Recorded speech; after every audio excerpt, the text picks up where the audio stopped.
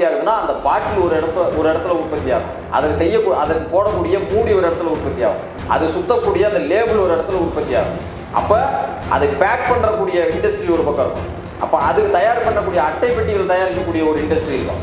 அப்போது ஒரே ஒரு பாட்டில் நம்ம 150 ரூபா 160 ரூபாய்க்கு விற்பனை செய்யக்கூடிய அந்த ஒரு மது பாட்டிலினுடைய அந்த மது பாட்டில் நம்ம கைக்கு வருவதற்கு முன்பு பல தொழிலாளிகள், தொழிற்சாலைகள், முதலாளிகள், பெரும் முதலாளிகள் இருக்கிறாங்க.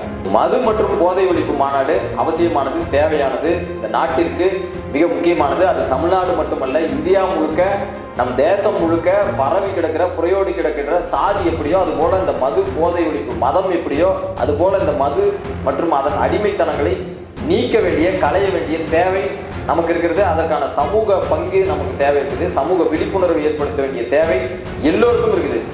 ஸோ இது பல்வேறு சிக்கலை